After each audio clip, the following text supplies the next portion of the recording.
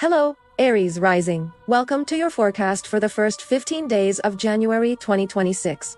If you have Aries on the ascendant, get ready for an incredibly intense start to the year, packed with opportunities. We're going to dive into the transits that will shape your personal, professional, and emotional life. Let's break down how you can make the most of every single planetary movement. First up, the sun is blazing through Capricorn, lighting up your 10th house. This is the part of your chart that rules your career, your reputation, and your public image. You're going to feel a powerful drive to achieve concrete, tangible results. Your professional goals will come into sharp focus, and you'll feel a renewed sense of discipline and a need to plan everything out. This is also a time where you could finally get recognition for all your past hard work. But there's a little heads up. Between December 31st and January 4th, the sun will square your natal sun. This can create some inner tension. You might feel a pull between your personal identity and your professional responsibilities. It might feel like a conflict between who you are and what you're expected to do. When this happens, just take a deep breath, step back, and prioritize what truly matters to you. The key is to use this energy strategically. It's a fantastic time to plan your career moves, schedule important meetings, and kick off those major projects you've been thinking about. Now, let's talk about your emotional world. The moon will be moving through several different houses during these 2 weeks, bringing some emotional fluctuations. This will particularly highlight your communication, learning, and networking sectors. You might feel a strong need to get your daily tasks and routines organized. Important conversations, messages, or emails could pop up unexpectedly. Your emotions might shift pretty quickly, so it's really important to avoid making impulsive decisions based on a fleeting feeling. The practical tip here is to focus on clear communication, clarify any misunderstandings right away. Share your brilliant ideas with others, and make an effort to connect with people who can support your projects and goals. Adding to this, Mercury, the planet of communication, is also in Capricorn, right there in your 10th house.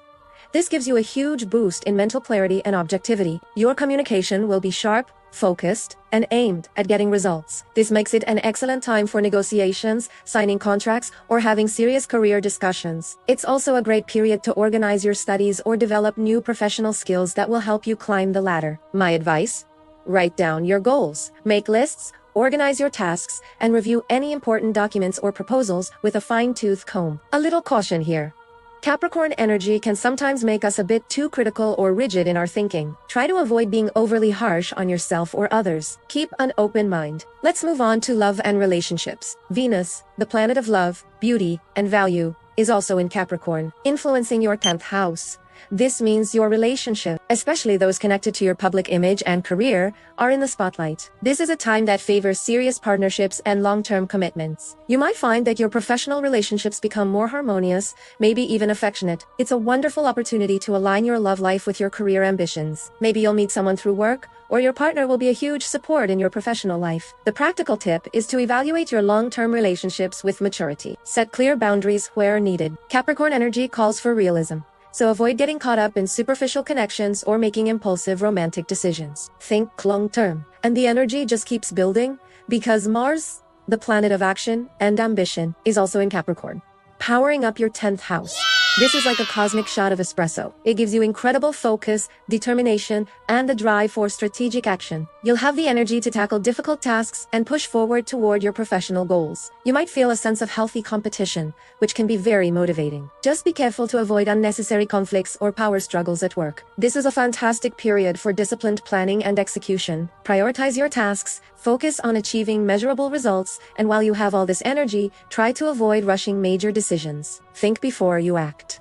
While all this action is happening in your career zone, there's another wonderful influence at play. Jupiter, the planet of expansion and luck, is in Cancer, moving through your 4th house of home, family, and your innermost emotional world. This indicates beautiful opportunities for growth in your personal life. You could see significant improvements in your family relationships. There's also potential for positive changes in your home or living situation, maybe a move, a renovation, or just making your space feel more like a sanctuary. You might also feel a pull to reconnect with your roots, your origins, or important people from your past. My advice is to invest in your well-being at your home. Spend quality time with family and strengthen those foundational bonds. A word of caution. With Jupiter, There's a tendency to overextend yourself. You might want to please everyone in the family, but it's important to maintain your own clear boundaries to avoid feeling drained. So, to recap the key aspects to watch in these first 15 days of January, that sun squaring your natal sun at the very beginning of the month might create some tension between your identity and your duties. Then, we have a conjunction between Mercury and Mars,